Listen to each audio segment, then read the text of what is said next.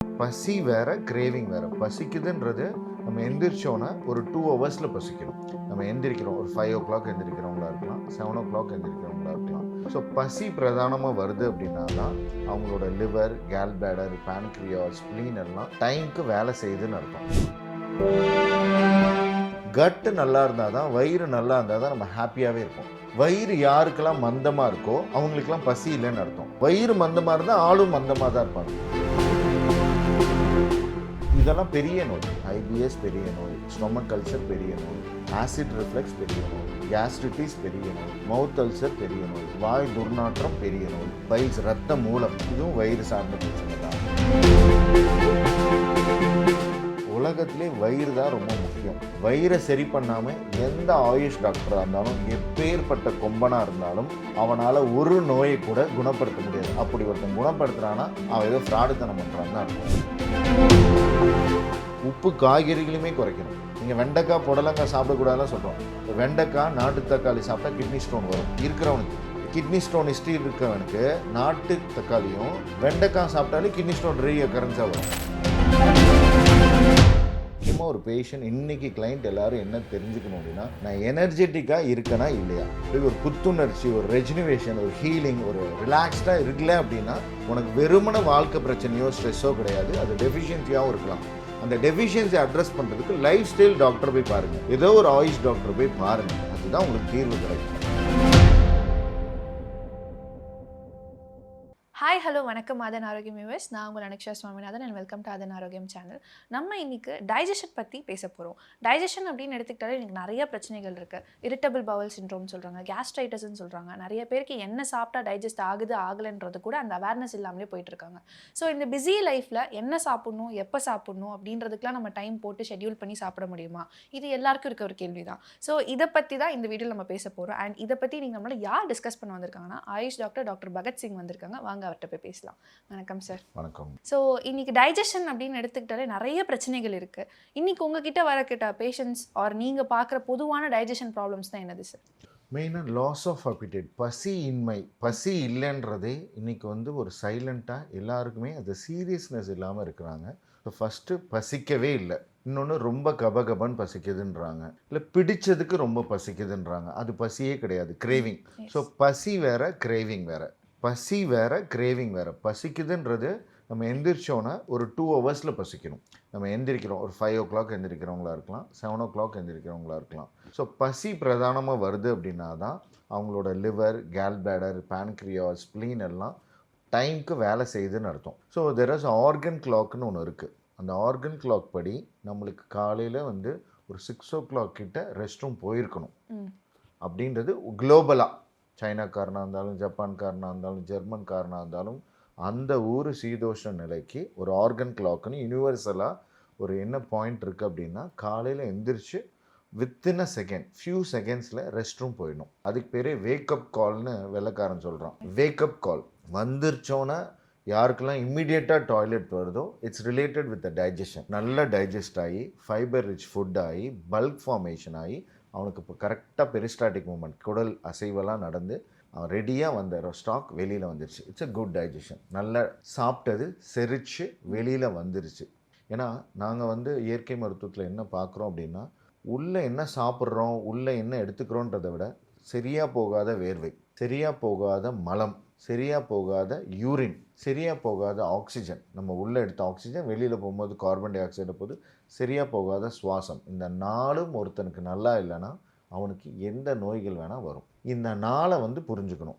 வேர்வை, காற்று, சுவாசம், யூரின், மலம், இந்த 4மே கரெக்டாக வெளியில் போயிடும். நான் இவ்வளோ தான் தண்ணி குடித்தேன், என் உடம்புக்கு 10 மணிக்கு போகும், நான் டெய்லி ஈவினிங் தான் டாய்லெட் போகிறேன், எனக்கெல்லாம் 2 நாளைக்கு கொஞ்சம் தான் டாய்லெட் போவேன்னு யாரெல்லாம் சொல்கிறாங்களோ அவங்களுக்கு கண்டிப்பாக லிவர் ரிலேட்டட் பிரச்சனை, கோலன் கேன்சர், குடல் இறக்கம், இது மாதிரி பல நோய்கள் வரும்.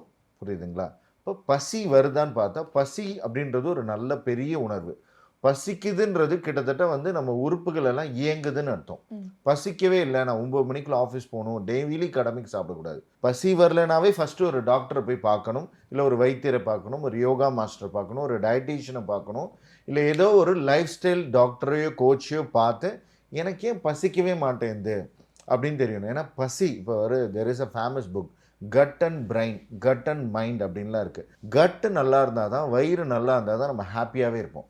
வயிறு யாருக்கெல்லாம் மந்தமாக இருக்கோ அவங்களுக்கெல்லாம் பசி இல்லைன்னு அர்த்தம். வயிறு மந்தமாக இருந்தால் ஆளும் மந்தமாக தான் இருப்பாங்க. அப்போ இப்போ சாத்விக், தாம்சிக், ராஜ்சிக் அந்த மாதிரி உணவு வகையெல்லாம் சொல்கிறாங்க. நம்ம என்ன சாப்பிட்றோமோ அதுதான் நம்ம ரிஃப்ளெக்ஷன்றாங்க. இன்றைக்கி எல்லாருமே ராஜ்சிக் மாதிரி சாப்பிட்றதுனால தான் எல்லாருக்கும் ரொம்ப கட்டுப்படுத்த முடியாத அளவு கோவம் வருது. ஒரு குரூப். இன்னொன்று எல்லாருமே இந்த புளிச்சது, பழசு, ப்ரிசர்வ் பண்ணதாக சாப்பிட்றவங்கனால தான் சில பேர்லாம் சூடு சொரணை, வெக்கம், மானம் எதுவுமே கிடையாது. எல்லாம் ஒரு மந்தமாகவே வாழ்வாங்க. அதுக்கு என்ன, இதுக்கு என்ன, எல்லாத்தையும் அலட்சியமாக எடுத்துக்கிறதும் ஒரு பேட் கேரக்டர் தான். ஸோ பசிக்குது, ரொம்ப பசிக்குது. இப்போ இரிட்டபிள் பவுல் சிண்ட்ரோம் இருக்குது அப்படின்னா சாப்பிட்டோன்னே செரித்து வெளில வந்துடுது. அப்படின்னா என்ன அர்த்தம்னா அது ரிலேட்டட் வித் ப்ரோபயோட்டிக்கா, ப்ரீபயோட்டிக்கா, அவங்க வயிறு எவ்வளோ சென்சிட்டிவாக இருக்குன்னு இந்த ஆங்கிளையும் யோசிக்கிறோம் சயின்டிஃபிக்காக. இன்னொன்று ஆயுஷ் டாக்டராக அவங்களோட பித்தம் ஏன் அவ்வளோ சென்சிட்டிவாக செக்ரேட் ஆகுது. அவங்களுக்கெல்லாம் கண்ட்ரோல் பண்ண முடியாத கோவம் இருக்கும். சில பேர் அதை கண்ட்ரோலாக வச்சுப்பாங்க. நீங்கள் ஒரு கோவம் வருது, அந்த கோவம்ன்றது லிவர் டிபார்ட்மெண்ட்டுன்னு சொல்கிறோம். அந்த இதை கம்ப்ரெஸ் பண்ணிங்களா, ஒரு பாம் மாதிரி தான் அது. அது வெடிக்க ஆரம்பிச்சிருச்சுன்னா, அது எக்ஸ்ப்ளோஸ் ஆகலைன்னா, இந்த கம்ப்ரெஸ்டு எக்ஸ்ப்ளோஸ் லிவரை இம்பேக்ட் பண்ணி பேன்க்ரியாஸ்லேருந்தும் கேல் பிளாடர்லேருந்தும் அதிக பித்தம் உருவாகுது அப்படின்னா அது உடனே செரிச்சு உடனே ரெஸ்ட் ரூம் போகும். இந்த ஐபிஎஸ் இருக்கவங்கலாம் பார்த்தீங்கன்னா மேக்ஸிமம் அவுட் சைட் ஒர்க்கே போக மாட்டாங்க. மேக்ஸிமம் செல்ஃப் டிரைவிங் காரில் தான் போவாங்க. மேக்ஸிமம் இந்த குரூப் ட்ராவலெல்லாம் போக மாட்டாங்க. ஏன் அப்படின்னா அவங்களுக்கு டக்கு டக்குன்னு செரிச்சிடும். அப்போ அவங்களோட பித்தத்தினால வர ஐபிஎஸ்ஸை நாங்கள் என்ன பண்ணுறோம் அப்படின்னா பித்தத்தை நியூட்ரலைஸ் பண்ணுறோம். அந்த பித்தத்தை நியூட்ரலைஸ் பண்ணுறதுக்கு துவர்ப்பான உணவுகளையும் துவர்ப்பான காய்கறி, பழங்கள், மூலிகைகளை தேர்ந்தெடுத்து கொடுக்கும் போது அந்த துவர்ப்பு தன்மை அசிடிக் செக்ரீஷனை அல்கலைனாக மாற்றுறனால ஐபிஎஸ்க்கு ஒரு சொல்யூஷனை கரெக்டாக சூப்பராக கொடுத்துடலாம். ஐபிஎஸ்லாம் ஒரு சாதாரண நோய். ஐபிஎஸ் ஒரு சாதாரணமான நோய். ரொம்ப சுத்தம் பார்க்குறவங்களுக்கும் ஐபிஎஸ் இருக்கும். ரொம்ப சுத்தம் பார்க்குறவங்களுக்கு குட் பாக்டீரியாஸோட லெவல் கம்மியாக இருக்கும். ரொம்ப சுத்தம் பார்க்குற சைக்கலாஜிக்கல் ப்ராப்ளத்துக்கு வயிறு ஏன் சார் குட் பாக்டீரியா கம்மியாகும்னா மைண்டும் பாடியும் ரெசிப்ரோக்கல் தான். ஒரு ஒரு ஒரு ஒரு ரெண்டுமே ஒரே மாதிரி தான் இயங்கும். ஒன்று மைண்டு சரியில்லைன்னா வயிறு அப்செட் ஆகும், இல்லை வயிறு அப்செட் ஆனாலும் பிரெயின் நம்ம சிந்தனைகள் அஃபெக்ட் ஆகும். அப்போ ரொம்ப சுத்தம் பார்க்குற எஸ்பெஷலி லேடிஸ்க்கு, எஸ்பெஷலி ஜென்ஸும் அப்படி தான் நீட்டாக ஷேவ் பண்ணிடுவாங்க, கரெக்டாக டப் க்ளீன் பண்ணியிருப்பாங்க, கரெக்டாக நகம் வெட்டியிருப்பாங்க. இதெல்லாம் டிசிப்ளின் ஆக்டிவிட்டீஸ் தான். இதெல்லாம் நம்ம ரொம்ப பழைய ஒரு 500 வருஷத்துக்கு முன்னாடி அங்கேயே ரெஸ்ட் ரூம் போயிட்டு அங்கேயே இதெல்லாம் புழங்கிட்டு இருந்து ஒரு விவரம் இல்லாமல் வாழ்ந்தப்ப சுத்தம் இல்லாதனால தொற்று நோய்கள் வந்துச்சு. இன்றைக்கி ஆல்மோஸ்ட் எல்லாருமே சுத்தமாக தான் இருக்கோம், நீட்டாக இருக்கிறோம், நிறைய எல்லாமே ப்ராப்பரான கெமிக்கல்ஸ் யூஸ் பண்ணுறோம், எல்லாமே கரெக்டாக இருக்குது. அப்படின்றப்ப அவங்க அதிக சுத்தம் பார்க்கும் போது அந்த இரிட்டேஷன் என்ன பண்ணுதுன்னா நம்மளோட குட் பாக்டீரியா, பேட் பாக்டீரியான்னு நம்ம வயிற்றுக்குள்ளே இருக்கிறதுல குட் பாக்டீரியாவும் குறைஞ்சி போகுது, பேட் பாக்டீரியாஸும் குறைஞ்சி போகுது. இந்த ஐபிஎஸோட ப்ரியர் ஹிஸ்ட்ரி பார்த்தீங்கன்னா நிறைய ஆன்டிபயோட்டிக் எடுத்திருப்பாங்க. நிறைய ஆன்டிபயோட்டிக் எடுத்து குட் பாக்டீரியாஸும் இறந்து போயிடுது. ஆன்டிபயோட்டிக் தெரியுமா, குட் பாக்டீரியா இப்போ கொள்ளுவோம், பேட் பாக்டீரியா அப்படி கொள்ளுவோன்னு தெரியுமா. அப்போ டாக்டர்ஸ் அட்வைஸ் இல்லாமல் சுயமாக ஆன்டிபயோட்டிக் எடுக்கிறவங்களுக்கு பிரதானமாக ஐபிஎஸ் வர்றதை பார்க்குறோம். இதில் ஃபைபர் ரிச் ஃபுட்டு கொடுத்தா எப்படி அவன் சரியாவான்? அவனுக்கு ப்ரோபயோட்டிக் கொடுக்கணுமா, ஃபைபர் ரிச் ஃபுட்டு கொடுக்கணுமா, லிவரை இயக்கணுமா, பித்தத்தை உற்பத்தி பண்ணணுமா, இல்லை அவன் ஸ்ட்ரெஸ்ஸாக இருக்கானா, அவனுக்கு கவுன்சிலிங் கொடுக்கணுமா, வெண்ட் ஆஃப் பண்ண வைக்கணுமான்னு it's a collection of mistakes. We can't go with a precised any research paper படிச்சுட்டு ஏதோ ஒரு பேட்டி கொடுக்கறதுனால யாருக்கும் பிரயோஜனம் இல்லை. இதெல்லாம் பெரிய நோய். ஐபிஎஸ் பெரிய நோய், ஸ்டொமக் அல்சர் பெரிய நோய், ஆசிட் ரிஃப்ளெக்ஸ் பெரிய நோய், கேஸ்ட்ரிட்டிஸ் பெரிய நோய், மவுத் அல்சர் பெரிய நோய், வாய் துர்நாற்றம் பெரிய நோய், பைல்ஸ் ரத்த மூலம் இதுவும் வயிறு சார்ந்த பிரச்சனை தான், கான்ஸ்டிபேஷன் வயிறு சார்ந்த பிரச்சனை தான், குடல் இறக்கம் வயிறு சார்ந்த பிரச்சனை தான், ஸோ வறட்டு இருமல் வயிறு சார்ந்த பிரச்சனை தான். உலகத்திலே வயிறு தான் ரொம்ப முக்கியம். வயிறை சரி பண்ணாமல் எந்த ஆயுஷ் டாக்டராக இருந்தாலும் எப்பேற்பட்ட கொம்பனாக இருந்தாலும் அவனால் ஒரு நோயை கூட குணப்படுத்த முடியாது. அப்படி ஒருத்தன் குணப்படுத்துகிறான்னா அவன் ஏதோ ஃப்ராடுத்தனம் பண்ணுறான்னு தான் அர்த்தம். எந்த சிஸ்டம் படித்த டாக்டராக இருந்தாலும் சரி, அவர் எவ்வளோ பெரிய கேஸ்ட்ரோன்டெலிஜிஸ்டாக இருந்தாலும் சரி, ரூட் காஸ் அட்ரஸ் பண்ணுறது மூலமாக தான். இப்போ நீங்கள் பார்த்தீங்கன்னா ஃபாரினில் யூஎஸ், யூகே மாதிரி நாடுகளில் அலோபதி டாக்டர்ஸு ஃபங்க்ஷனல் மெடிசன் ஆஸ்பெக்டில் தான் ஒரு பேஷண்ட்டை பார்க்குறாங்க. ரூட் காஸ் பேசிஸில் பார்க்க ஆரம்பிச்சிட்டாங்க. இன்னும் இந்த மாதிரி ஒரு ஹை பாப்புலேஷன் இருக்கிற ஊர்லலாம் அதுக்கெல்லாம் நேரம் இல்லை. அவன் எமர்ஜென்சி பார்ப்பானா உட்காந்து உட்காந்து நீ என்னம்மா சாப்பிடுவேன், உனக்கு கத்திரிக்காய் பிடிக்குமா, வெண்டைக்காய் பிடிக்குமா, நீ எத்தனை மணிக்கு எந்திரிச்சோன்னே வாய் கொப்பளிப்பியா, சுடு தண்ணி குடிப்பேன்லாம் கேட்க நேரம் இல்லை. அவன் எமர்ஜென்சி பார்க்குறான். ஸோ யாருக்கு நிறைய டைம் இருக்குன்னா லைஃப் ஸ்டைல் பார்க்குற டாக்டர்ஸ் தான் டைம் இருக்குது. நாங்கள் ஒரு நாளைக்கு 100 கேஸ் பார்க்க விரும்புறதே கிடையாது. அப்படி பார்த்து நம்ம எதுவுமே பண்ண போகிறதில்ல. 20 பேரையோ 10 பேரோ 10 பேருக்கு புரிஞ்சுதா, தன்னுடைய பிரச்சனையை டாக்டர் புரிய வச்சுட்டாரா. எப்போவுமே பேஷண்ட்டை எஜுகேட் பண்ணும், கிளைண்ட்டை எஜுகேட் பண்ணும். அவன் இருக்கப்பட்டவன், இல்லாதவன், திருநங்கை, பிளாட்ஃபார்மில் வாழ்கிறான், நரிக்குறவன், இல்லை பிக் ஷாட்டு, ஸ்கூல் ஓனர், அந்த இலவெல்லாம் தேவையில்லை. அவனுக்கு விவரம் இல்லாதனால அந்த நோய் இருக்குது. அவனுக்கு எஜுகேட் பண்ணிட்டா நோய் போயிடும். அவனுக்கு மெடிசன் கொடுத்தாலும் நோய் போகாது. அவனை எஜுகேட் பண்ணும். தம்பி, உனக்கு இதுதான் பிரச்சனை, நீ நைட் டியூட்டி போகாத, நீ 3 வேளை ஹோட்டல் நடத்தாத, நீ ரோட்டு கடை நடத்துறியோ இல்லை பெரிய ரெஸ்டாரண்ட் வச்சுருக்கியோ 3 வேளை ஹோட்டலில் நீ உட்காராத, உன்னோட ஆட்களை உட்கார வை. இல்லைங்க நானே தள்ளு வண்டி வச்சுருக்கேன் அப்படின்னா நீ 2 வேளை ஹோட்டல் நடத்து, மதியம் டு நைட் நடத்து, இல்லை காலையில் மதியம் நடத்து. நம்மளுக்கு என்ன கொடுத்து வச்சுருக்கோ அவ்வளோதான் நம்ம உடம்பை யூஸ் பண்ணணும். நான் அவன் ஓடுறான், அவன் 12 மணி நேரம் வேலை பார்க்குறான், அவன் 15 மணி நேரம் வேலை பார்க்குறான், இதெல்லாம் நம்மளுக்கு எதுக்கு? நம்மளுக்கு இவ்வளோ தான் ஒட்டுது, நம்மளுக்கு இது தான் வருது. நம்ம பலம் நம்மளுக்கு தெரியணும். நம்ம உடம்பை கஷ்டப்படுத்தக்கூடாது. நிறைய பேர் ஒரு டீ கடையில் டீ மாஸ்டராக இருப்பார். தன் பிள்ளைக்காக உட்காந்துட்டு, இப்போ எனக்கு தெரிஞ்ச ஒருத்தர் கிட்டத்தட்ட அவரோட என்டையர் லைஃபே டீ மாஸ்டர் தான். அவர் உட்காந்து அவர் பையனுக்காக அவர் எல்லா தியாகத்தையும் சாக்ரிஃபைஸ் பண்ணிட்டு சோறை கம்மி பண்ணிக்கிட்டு ரெஸ்ட் எடுக்காமல் உட்காந்து டீ குடிச்சு டீலேயே இது பண்ணிகிட்டு இருக்கு. கிரானிக்காக வெரிகோஸ் வெயின் கால் கொதன்னு புண்ணாக இருந்தும் வேலை பார்க்குறாரு. அவன் பையன் ஒரு ஆக்சிடெண்ட்டில் செத்து போயிட்டார். யாருக்காக வாழ்ந்தார்? அவன் பையனுக்காக. ஸோ நான் என்ன சொல்ல வரேன்னா, அப்படிலாம் வாழக்கூடாது. கொஞ்சம் பிளான் பண்ணி உங்களையும் பார்த்துக்கிட்டு உங்கள் பிள்ளைய பார்த்துக்கோங்க, உங்கள் ஒய்ஃபை பார்த்துக்கோங்க. ஸோ இதுதான் நம்ம சிந்தனைகள். ரொம்ப கம்ப்ரெஸ்டு ஹேங்கர் எந்த அளவுக்கு லிவரை பாதிக்குதோ, கம்ப்ரெஸ்டு சாரோ, கவலை, ஸ்ப்ளீனை அஃபெக்ட் பண்ணுது. ஸோ ரொம்ப சென்சிட்டிவாக, ரொம்ப நம்ம இப்போ நம்ம ஒரு டென்ஷன்லேயே வாழ்கிறோன்னா நம்ம வயிற்றில் செக்ரீஷன் உருவாக ஆரம்பிச்சிடும். நம்ம டென்ஷன்லேயே இருக்கோன்னா ஃபைட் அண்ட் ஃப்ளைட் ஹார்மோன்ஸ்க்கு கொஞ்சம் எனர்ஜி வேணுன்றக்காக வயிறு கொஞ்சம் ஆசிட் செக்ரீஷன், HCl செக்ரீஷன் உருவாக்கி கொஞ்சம் சாப்பிட்டு வந்துரு, உனக்கு பிரச்சனை வரப்போகுது, உனக்கு எனர்ஜி வேணும்னு போய் சாப்பிட்டு வந்துருன்னு சொல்லுது. அது என்னைக்காவது சாப்பிட்டா பரவாயில்ல. நம்ம டெய்லி ஸ்ட்ரெஸ்ஸாக இருந்து டெய்லி நிறைய சாப்பிட்டு ஸ்ட்ரெஸ் ஃபுட்டை வெளியில் எடுத்துக்கிறோம். அதனால ஜங்க் ஃபுட்டை சாப்பிட்றோம், இல்லை சாட் ஐட்டம் சாப்பிட்றோம், மசாலா சார்ந்து சாப்பிட்றோம், ப்ரிசர்வேட்டிவ் சார்ந்து சாப்பிட்றோம். அப்போ என்ன ஆட்டோமேட்டிக்காக பிரச்சனைகள் வருது. க்ரானிக் பெப்டிக் அல்சராக இருக்கலாம், டியோடனல் அல்சராக இருக்கலாம், ஆசிட் ரிஃப்ளெக்ஸாக இருக்கலாம். ஆசிட் ரிஃப்ளெக்ஸ்லாம் ரொம்ப சூப்பரான நோய். கரெக்டாக ஹேண்டில் பண்ணால் 1 மாதம்லாம் ஜாஸ்தி அவெல்லாம் ஜெலிசிலோடையே வாழ்ந்துட்டு இருப்பான். வறட்டு இருமல், வயிறில் உருவாகிற பித்த நீர், அதை கீழேருந்து வர வாதம், அந்த காற்றை போய் ட்ரையாக ஒரு ஏர் மேலே வரும். அந்த ஆசிட்னால ஒரு காற்று இங்கே மேலே வர்றதுக்கு காரணம் வாதம். அது எப்படி இங்கே இருக்கிற காற்று இங்கே வரைக்கும் வருது அப்படின்னா, அவனோட க்ரானிக் ஸ்ட்ரெஸ்னால இங்கே இருக்கிற ஸ்பின்ச்சர்ஸ்னு ஒன்று இருக்கும். இந்த நம்ம ஃபுட் பைப்புக்கும் ஸ்டொமக்குக்கும் நடுவில் ஒரு ஸ்பின்ச்சர்னு ஒன்று இருக்கும், ஒரு மூடி மாதிரி இருக்கும். அது நம்ம சாப்பிட்டு மென்று முடித்த பிறகு இயற்கையாக ஓப்பன் ஆகும். அது உள்ளே போன பிறகு மூடிடும். நம்ம சாப்பிட்டோன்னே ஒரு ஏப்பம் வந்தோன்னா அப்படி மூடிடும் இல்லையா. ரொம்ப ஸ்ட்ரெஸ்லேயே இருந்தோன்னா அது மூடவே மூடாது. அப்போ அந்த காற்று தொண்டையில் படுறனால ஒவ்வொரு மூச்சுக்கும் இருமல் வரும். ஒவ்வொரு மூச்சுக்கும். ஏன்னா உடம்பு சூடாக இருக்கா, இந்த பித்த உடம்புக்காரனாக இருக்கானா, அந்த பித்த உடம்புக்காரனுக்கு வர்றது வறட்டு இருமல். அதுக்கு உட்காந்து மிளகு ரசம், திப்பிலி ரசம், நண்டு ரசம், நாட்டுக்கோழி ரசம் கொடுத்தா அவனுக்கு க்ரானிக் அல்சர் ஆகிடும். ஸோ அது வறட்டு இருமல் வேறு, சளி இருமல் வேறு. ஆசிட் ரிஃப்ளெக்ஸ் வருது அப்படின்னா உடனே லைட் ஃபுட்டை சாப்பிடுங்க, ஒரு மிதமான உணவு சாப்பிடுங்க. சரிடா, எப்போ வரைக்கும், எத்தனை நாளைக்கு, ஒரு கேள்வி இருக்குல்ல, அதுக்கு ஒரு பதில் வேணும்ல. அப்படிலாம் கிடையாது. ஸோ ரூட் காஸை அட்ரஸ் பண்ணி அவன் வயிறை டியூன் பண்ணி சரி பண்ணிட்டான்னா, அவன் என்ன மிஞ்சி போனால் பாவம் அல்பம் சாப்பிட்றான், அவனுக்கு கொஞ்சம் நல்லதாக சாப்பிடுப்பான். உனக்கு நல்ல நான்வெஜ் சாப்பிடு, நம்ம மதியம் சாப்பிடு. டெய்லி வடை, பஜ்ஜி, போண்டா, காலிஃப்ளவர், சிக்கன் 65 மாதிரி எண்ணெயில் வறுத்தது சாப்பிடாத. கொஞ்சம் நான்வெஜ் குழம்புல போட்டு கறி சாப்பிடு. அப்படின்னு அவனுக்கு என்ன சாப்பிடணும், என்ன சாப்பிடக்கூடாது.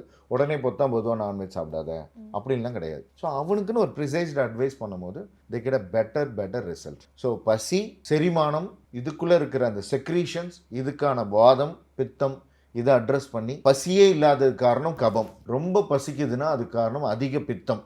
அந்த பித்தம் வயிறு எரியுது, நெஞ்சு எரிச்சலுக்கு காரணம் பித்த வாதம். இப்படி சொல்லிக்கிட்டே போகலாம். இதெல்லாம் அழகாக பார்க்கக்கூடிய ஒருத்தரை நாடி பார்த்து ரொம்ப கரெக்டாக பார்த்தானா இது ஒரு சாதாரண பிரச்சனைகள்.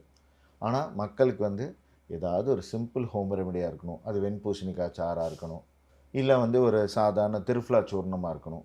இவ்வளோ ஈஸியாக இருக்கணும். சரிப்பா, நீ ரொம்ப திருஃப்ளா சாப்பிட்டாலோ ரொம்ப கடுக்காய் சாப்பிட்டாலோ லாக்ஸேட்டிவ் சாப்பிட்டேன்னா எப்படி ஃபைபர் ரிச்சாக உனக்கு வரும்? ஃபைபர் ரிச்சா, அது லாக்ஸேட்டிவா, அது டைரியூட்டிக்கா, அது என்ன ஆக்ஷன் பண்ணுதுன்னு உனக்கு ஒரு கன்வின்சிங்காக வச்சுக்கோ. ரொம்ப அப்படியே முட்டாள்தனமாக நான் இதை எடுத்துக்கிறேன். இப்போல்லாம் இன்றைக்கி ஒருத்தர் வந்து சொன்னார், நான் ஒரு 6 மாதமாக சார் டெய்லி வந்து வெந்தய தண்ணி இதெல்லாம் ஊற வச்சு சாப்பிட்றேன் அப்படின்னு. இன்றைக்கி வந்து அவரே ஒரு கண்டிஷன் 75 வயசில் க்ரானிக் கான்ஸ்டிபேஷனால் வந்திருக்கிறார். டாய்லெட்டே போக மாட்டாராம். 4 நாள் 5 நாளைக்கு கொஞ்சம் தான் போகிறாராம். அவரை பார்த்தாவே உட்காந்துட்டே தூங்குவார், கொரட்டை விடுவார். உட்காந்துட்டே கொஞ்ச நேரம் அவர் கண்டுக்காமல் அங்கே சார் கொஞ்ச நேரம் வெயிட் பண்ணுங்கன்னா கொரட்டை விட்டுட்டு இருப்பார். யாருன்னு பார்த்தா இந்த மலச்சிக்கல் இருக்கிற, உடல் பலவீனமாக இருக்கிற, நைட்டு சரியாக தூங்காத, பசி சரியாக இருக்காத அந்த கும்பல். வயிறை சரி பண்ணிட்டோன்னா மனசை சரி பண்ணிடுறோம். ஸோ இது மாதிரி நிறைய ஆட்டிசம், மூளை வளர்ச்சி பாதிக்கப்பட்ட குழந்தைங்களுக்கு வயிறு நல்லா இருக்காதனால நாங்கள் அதையும் பிரதானமாக எடுத்து பண்ணுறோம். எங்களுக்கு ஐபிஎஸும் ஒன்று தான், மூளை வளர்ச்சி பாதிக்கப்பட்டவங்களும் ஒன்று தான். ஏன்னா எங்களுக்கு பிரதானமாகவே ஒரு பேஸ் எதை ஸ்டார்ட் பண்ணுறீங்க அப்படின்னா ஸ்டொமக் தான். Without stomach anything is not possible in health industry. So இன்றைக்கி ஒருத்தவங்களுக்கு நோயின்னு வந்தாங்கன்னா அவங்களுக்கு மெடிசனை விட அதை பற்றின அவேர்னஸ், ரூட் காஸோட அவேர்னஸ் வந்து ரொம்ப இம்பார்ட்டன்ட்டுன்னு நீங்கள் சொன்னீங்க. ஸோ இன்றைக்கி நிறைய விஷயங்கள்னால டைஜஷனில் பிரச்சனை வருது. என்னோட கடைசி கேள்வி என்னென்னா, ஹெல்த்தின்னு நினச்சிட்டு நம்ம சாப்பிட்ற நிறைய விஷயங்கள் நிறைய பேருக்கு அன்ஹெல்த்தியாக போய் முடியுது. இதை பற்றின ஒப்பீனியன் என்ன சார்? சார் அதுதான் மேம், நீங்கள் வந்து எது ஹெல்த்தின்னு உங்களுக்கு பார்க்கணும். சில பேர் டெய்லி வந்து நான்வெஜ் சாப்பிட்றதுனால அவங்களுக்கு ப்ரோட்டீன் கிடைக்கலாம், சில நியூட்ரிஷன்ஸ் கிடைக்கிறதில்ல, சில பேருக்கு மெக்னீஷியம் கிடைக்கிறதில்ல, சில பேருக்கு வாட்டர் சால்யூபிள் விட்டமின்ஸே கிடைக்காது. கேட்டால் எனக்கு காய்கறிகளே அவர்ஷனாக இருக்கும், சில பேருக்கு ஸ்வீட் கிரேவிங் ஜாஸ்தியாக இருக்கும். அவங்களுக்குன்னு அதை டியூனப் பண்ணணும். சார் உங்களுக்கு இதுதான் வேணும், இப்போ ஃபோக்கஸ் பண்ணுங்கள், ஒரு 6 மாதத்துக்கு சாக்ரிஃபைஸ் பண்ணுங்கள், உங்களுக்கு பிடிச்சிருக்கு பிடிக்கல அப்படின்றதெல்லாம் விட்டுட்டு இந்த டயட்குள்ளே போங்க. நாங்கள் பிரதானமாக சொல்கிறதே டயட்டு தான். அந்த டயட்குள்ளே போகும்போதே ப்ராசஸ்டு ஃபுட்டை சாப்பிடாதீங்க, ஃப்ரெஷ்லி மேக்டு ஃபுட்டு சாப்பிடுங்க. அதுக்காக உடனே ஹோட்டலில் சாப்பிட்றதே தப்பா? அப்படிலாம் கிடையாது. உங்கள் வீட்டு பக்கத்தில் தெரிஞ்ச ஒரு அண்ணன் வச்சுருக்காரு, அக்கா வச்சுருக்காங்க, அம்மா வச்சுருக்காங்க, ஒரு மெஸ்ஸு மாதிரி தான் இருக்குது அப்படின்றப்ப சாப்பிட்லாம். ரொம்ப ஹைலி ப்ராசஸ்டு ஃபுட்டு பெரிய பெரிய குஷன்ஸ்லாம் போனால் அவன் அந்த டேஸ்ட் ஃபேக்டர்ஸ்லாம் நிறைய ஆட் பண்ண தான் செய்வாங்க. அவங்க அது இல்லாமல் ஒரு ஃபுட்டை வந்து ஒரு இத்தனை நேரம் வந்து ஊற வைக்கணும், மேரினேட் பண்ணணும்னு ஒரு இது இருக்குது. அப்போ தான் அந்த டெக்ஸ்சர் வரும், அந்த ஒரு சாஃப்ட் டெக்ஸ்சர் வரும். அதுக்காக அவங்க யூஸ் பண்ணி தான் ஆகணும். அதுக்குள்ளே அப்போ நுண்கிருமிகள், கெட்ட கிருமிகள் வரலாம். இதுக்குள்ளே பெரிய டாபிக் இல்லை, பேட் பாக்டீரியாஸ் வரலாம். இது ஒரு நிறைய விஷயங்கள் இருக்குது. நிறைய பேர் ஓகே நான்வெஜ் தானே எடுக்கக்கூடாது, நான் டெய்லி சாட் சாப்பிட்றேன்னா அதில் இருக்க சால்ட் வந்து என்ன பண்ணுதுன்னா நீர் கோத்தல் நோய்களை வருது. கிட்னியில் நீர் கோக்கிறது, காலில் நீர் கோக்கிறது, ஃபேஸ் ரொம்ப பஃபி ஆகிறது, தலை ஃபுல்லாக நீர் கோத்துருக்குன்னா இப்போ எதெல்லாம் வந்து குண்டு குண்டுன்னு இருக்க காய்கறிகள்லாம் உப்பு நிறையா இருக்கும், எதெல்லாம் நல்லா குண்டு குண்டுன்னு இருக்க வாட்டர் மெலனில் கொஞ்சம் சால்ட்டி நேச்சர் இருக்கும், பூசணிக்கால சால்ட் இருக்கும், எல்லாத்துலேயும் ஒரு சால்ட் இருக்குது இயற்கையாக. அப்போ நீங்கள் அந்த சாட் ஐட்டம்ஸில் நிறைய சால்ட் ஆட் பண்ணுவாங்க. அந்த சால்ட்டெல்லாம் என்ன பண்ணுதுன்னா உங்கள் உடம்புல ரொம்ப நீர் கோத்தல் ரிலேட்டட் பிரச்சனைகள் வரும். இப்போ நிறைய பேருக்கு அசைட்டிஸ்னு ஒன்று இருக்கும், அதாவது பெரிய வயிறு, பெருவயிறுன்னு ஒரு நோய் இருக்குது, அசைட்டிஸ். அப்போ அதெல்லாம் வந்து பார்த்திங்கன்னா இது மாதிரி உப்புத்தன்மை உணவுகள் ஜாஸ்தியாக இருக்குது. உடனே என்ன பண்ணுவாங்க, நம்ம சாப்பிட்ற உப்பை மட்டும் குறைப்பாங்க, உப்பு காய்கறிகளையுமே குறைக்கணும். நீங்கள் வெண்டைக்காய் புடலங்காய் சாப்பிடக்கூடாதுலாம் சொல்கிறோம். இப்போ வெண்டைக்காய், நாட்டு தக்காளி சாப்பிட்டா கிட்னி ஸ்டோன் வரும் இருக்கிறவனுக்கு. கிட்னி ஸ்டோன் ஹிஸ்ட்ரி இருக்கவனுக்கு நாட்டு தக்காளியும் வெண்டைக்காய் சாப்பிட்டாலே கிட்னி ஸ்டோன் ரீஅக்கரன்ஸாக வரும். புரியுதுங்களா? அந்த மாதிரி கத்திரிக்காய் சாப்பிட்டா ஏன் ஸ்கின் டிசீஸ், ஸ்கின் அரிப்பு வருது அப்படின்னா அது கொஞ்சம் உடம்பு சூடுபடுத்தும், ரத்தத்தை வேகப்படுத்தும். ரத்தம் வேகமாக போனால் ஒரு இடத்துல அரிப்பு வரும். இப்போ ஒரு புண்ணு ஆகுதுன்னா அந்த இடத்துல வந்து புண்ணு ஆறும்போது லைட்டாக கருப்பாக மாறும்போது அரிக்கும். அதுக்கு பேர் வந்து ஒரு ரியாக்ஷன் நடக்குது. ஸோ இது மாதிரி ஒவ்வொரு உணவுக்கும் ஒரு எஜுகேட் பண்ணுறோம். எஜுகேட் தான் முக்கியம். ஒரு பேஷண்ட்டை புரிய வைக்கணும், கிளைண்ட்டை புரிய வைக்கணும். அதுக்கு தான் அவங்க கன்சல்டிங்க்கு பே பண்ணுறாங்க, அதுக்கு தான் நாங்கள் மெனக்கெட்டு புரிய வைக்கிறோம். நிறைய கிளைண்ட்ஸ்க்கு நாங்கள் சொல்கிறது என்னென்னா, உங்களுக்கு புரியாமல் மெடிசன் வாங்காதீங்க, புரியாமல் ட்ரீட்மெண்ட் ஆரம்பிக்காதீங்க. உங்கள் ஆர்வ கோளாறில் சார் இப்படியே சரி பண்ணிடுங்க. அப்புறம் என்ன பண்ணுவான், 10 நாள் ஒழுங்காக சாப்பிடாம 11ஆம் நாள் கால் பண்ணுவான், சார் சரியாகல, நான் எப்படா அவனை 10 நாளில் சரி பண்ணுறேன்னு சொன்னேன். It's not possible. நீ 25 வருஷமாக பண்ணி உடம்பை கெடுத்து வச்சுருப்பேன், நான் 10 நாளில் மந்திரிச்சு விடணுமா? ஒரு 30 நாள் ஆகும், ஒரு 45 நாள் ஆகும். வெயிட் பண்ணுங்கள், ஆனால் கண்டிப்பாக க்யூர் பண்ணிடலாம். அது கேஸ்ட்ரிக் இஷ்யூவோ, ஹெட்டேக் இஷ்யூவோ, கிடினஸோ, வறட்டு இருமலோ, கான்ஸ்டிபேஷனோ, ஆசிட் ரிஃப்ளெக்ஸோ, இன்டைஜஷனோ, எதுவாக இருந்தாலும் பரவாயில்ல. முக்கியமாக ஒரு பேஷண்ட் இன்றைக்கி கிளைண்ட் எல்லோரும் என்ன தெரிஞ்சுக்கணும் அப்படின்னா, நான் எனர்ஜெட்டிக்காக இருக்கனா இல்லையா, இப்படி ஒரு புத்துணர்ச்சி, ஒரு ரெஜினுவேஷன், ஒரு ஹீலிங், ஒரு ஒரு ரிலாக்ஸ்டாக இருக்கல அப்படின்னா உனக்கு வெறுமன வாழ்க்கை பிரச்சனையோ ஸ்ட்ரெஸ்ஸோ கிடையாது, அது டெஃபிஷியன்சியாகவும் இருக்கலாம். அந்த டெஃபிஷியன்சி அட்ரஸ் பண்ணுறதுக்கு லைஃப் ஸ்டைல் டாக்டர் போய் பாருங்கள், ஏதோ ஒரு ஆயுஷ் டாக்டர் போய் பாருங்கள், அதுதான் உங்களுக்கு தீர்வு கிடைக்கும். ஸோ இன்றைக்கி டைஜஷனில் எத்தனை வகையான பிரச்சனைகள் இருக்குது அண்ட் நம்ம சாப்பிட்றதே வந்து நம்மளுக்கு எப்படி எதிரியாக அமையுதுன்னு ரொம்ப தெளிவாக எக்ஸ்பிளைன் பண்ணிங்க. அதை தாண்டி என்றைக்கு ஒரு ப்ரொஃபஷனல் ஹெல்ப்பை போய் நம்ம போய் சீக் பண்ணுன்றது ரொம்ப தெளிவாக எக்ஸ்பிளைன் பண்ணிங்க. ஸோ உங்ககிட்ட கேட்ட எல்லா கேள்விக்கும் ரொம்ப தெளிவாக பதில் சொன்னதுக்கு ரொம்ப ரொம்ப நன்றி சார். தேங்க்யூ. தேங்க்யூ. எவ்வளோண்ணா?